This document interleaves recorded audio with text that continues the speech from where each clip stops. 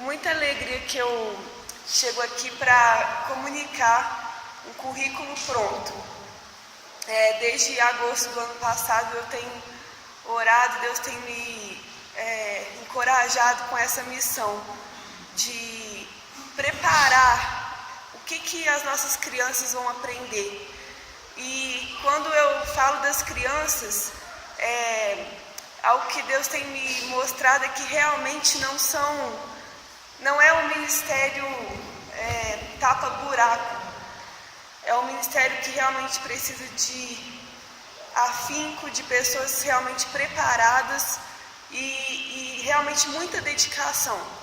Não é algo fácil, não é algo simples, é algo desafiador e algo que precisa realmente de pessoas criativas, dispostas, animadas para estar à frente. E pensando um pouquinho sobre isso, eu fiz um currículo baseado na minha formação em pedagogia.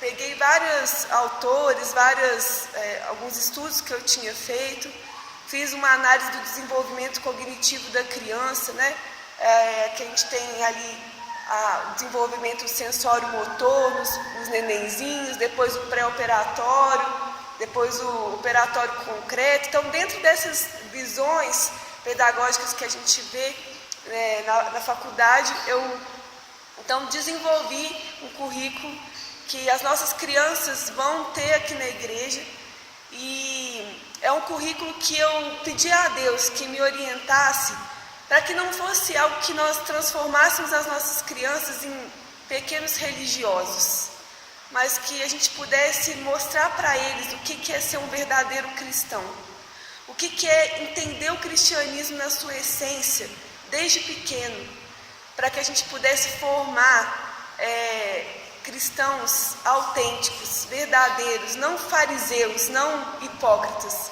que chegam aqui se sentindo melhores do que outros, que chegam aqui achando que são melhores porque aprendem mais a Bíblia que outras crianças. Meu propósito é que nós possamos levar as crianças a entender o quanto elas precisam de Cristo e o quanto elas sempre vão precisar. Esse é o meu objetivo, e para isso eu tenho uma grande equipe também trabalhando comigo. Mas refletindo um pouquinho sobre o que significa esse currículo, eu queria compartilhar uma frase de dos estudiosos que eu tive que pesquisar. Como todos sabem, o pai da pedagogia é Paulo Freire, e eu não concordo com tudo que ele disse, mas ele disse uma frase que me transformou, me tocou de uma forma que fez enxergar melhor o nosso papel na educação. A frase dele é essa, talvez você já escutou: a educação, ela não pode e ela não vai transformar o mundo, mas a educação transforma pessoas, e as pessoas transformam o mundo. Essa frase me impactou muito porque eu sempre penso sobre isso. Como que a gente pode transformar? Como que a gente pode mudar? Como que aquilo vai fazer uma diferença? E aí eu fui muito para a questão também do discipulado, porque eu acredito que o discipulado é uma irmã gêmea, uma alma gêmea da educação. Se a gente pensar que o discipulado, ele não pode transformar o mundo. O discipulado pode transformar pessoas, e pessoas podem transformar o mundo. E eu quero que a gente pense nisso quando a gente lembra do propósito que a nossa igreja tem. A nossa igreja tem um propósito que chama UAI. Todo mundo sabe o que é UAI? U é unir pessoas a Deus. A, amar o próximo. E impactar o mundo. Se nós queremos transformar o mundo, nós queremos o quê? Impactá-lo, E eu tenho visto que a educação não pode impactar o mundo, mas as pessoas impactadas com a educação podem impactar esse mundo. E como o Rafael falou, as pessoas mais impactadas, que mais absorvem, que mais são transformadas, são as crianças. Porque elas são como esponjas. Elas absorvem aquilo que você está ali falando para ela. Pode ser bom ou pode ser ruim. Ela está absorvendo, ela está sendo influenciada, ela está olhando o seu exemplo, ela está vendo, aquilo está formando o caráter dela. Até os 5 anos a criança está sofrendo um processo de mudança e de formação do seu caráter e da sua personalidade. E depois disso, sabe o que nós temos? Um ser humano pronto. O que nós vamos fazer com essas crianças até os 5 anos? É isso que Deus tem me martelado o tempo todo. E para mim o legítimo cristianismo que transforma uma criança é aquele que faz ela descobrir o amor de Deus. Porque você pode ensinar uma criança tudo que ela tem que fazer. Olha, você tem que ser assim, você tem que ler a sua Bíblia, você tem que orar, você tem que fazer várias coisas. Mas uma coisa eu te digo, se o seu filho, se a criança que você ensinar não entender o que é amar a Deus, não entender o amor de Deus e não ter um relacionamento com Deus, tudo que você fez foi criar um fariseuzinho. Ele vai fazer o que você está mandando. Claro, se ele não fizer, ele vai ser disciplinado. Se ele não fizer, ele vai sofrer uma consequência. Mas será que ele está fazendo com a motivação certa? Essa é a minha preocupação como pedagoga, como mãe, como serva de Deus. Ensinar os filhos, ensinar as crianças a amar a Deus. Porque se nós conseguirmos isso, o maior desafio vai ser conquistado. Crianças que amam a Deus mais do que a si mesmas são capazes de impactar o mundo. E eu estou começando a plantar essa semente, só que são sementes que vão exigir muito trabalho, muito cuidado, e para isso eu vou precisar de uma equipe muito dedicada. E eu escolhi essa minha equipe a dedo, e por isso eu queria chamar essa minha equipe aqui, para que a gente possa ter uma oração, para que Deus possa nos direcionar nessa nova missão. Fazer com excelência exige sacrifício. Fazer tudo na vida que a gente quer fazer com excelência exige sacrifício. E eu estou sacrificando essas 6 meninas que vão me ajudar aqui esse ano. Sacrificando em que sentido? Elas não vão poder ouvir escola dominical, não vão poder ouvir alguns cultos, vão ter que dedicar durante a semana, mas como eu já falei para elas, o fruto é eterno. Nós não estamos falando de resultados apenas neste mundo, a gente está falando de sementes que são para a eternidade. E as crianças são o maior investimento, ou o melhor que a gente pode fazer aqui. Então eu queria chamar aqui a minha equipe, queria chamar a Silvana, queria chamar a Ana Paula, a Maria Tereza, a Ana Tereza, e hoje não estão aqui ainda, estão de férias, mas também vão participar conosco, a Nicole e a Daniele.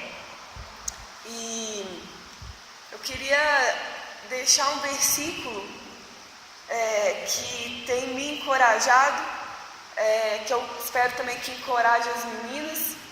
A Silvana vai falar um pouquinho daqui a pouco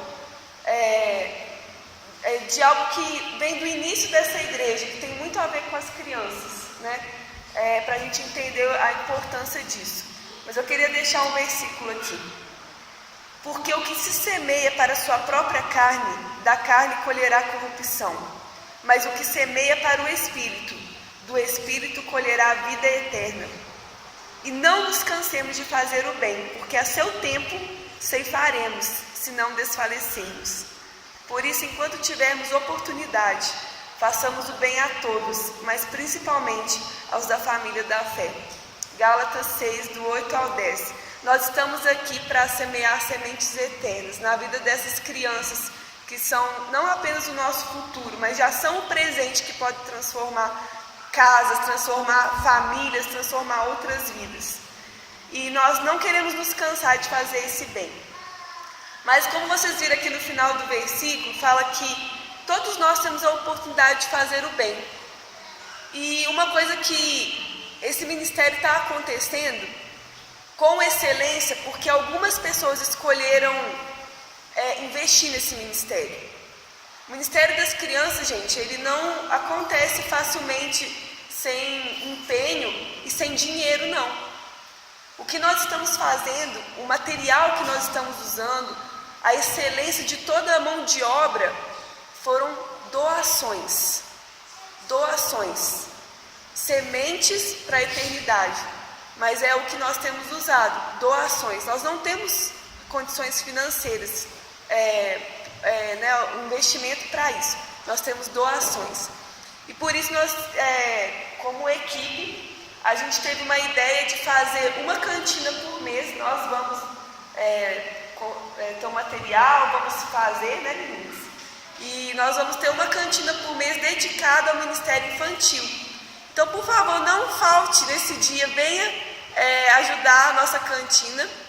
Vai ser, todos os recursos vão ser doados para a gente usar os materiais, comprar o que está precisando para o berçário, para a sala dos principiantes, as outras salinhas que nós queremos ter também.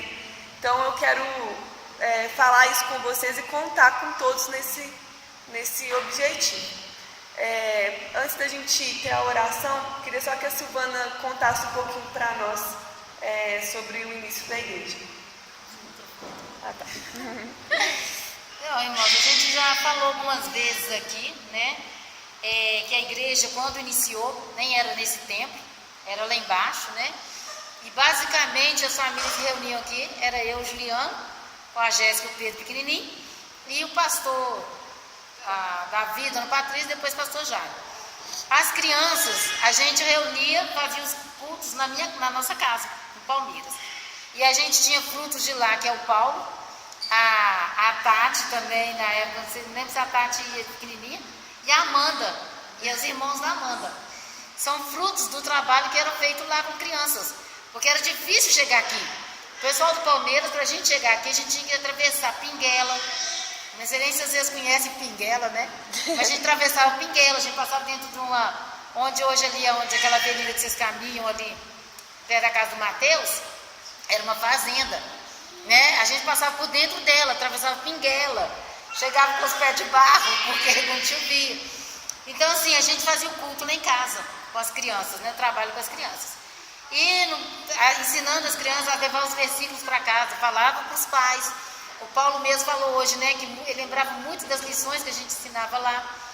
E aí a gente, um belo dia, ensaiamos os meninos lá para apresentar aqui na igreja. E quando a gente veio apresentar, nós convidamos os pais. E daí começou a igreja aqui a ter pais, né? Vinham os pais com as crianças, porque as crianças trouxeram os pais.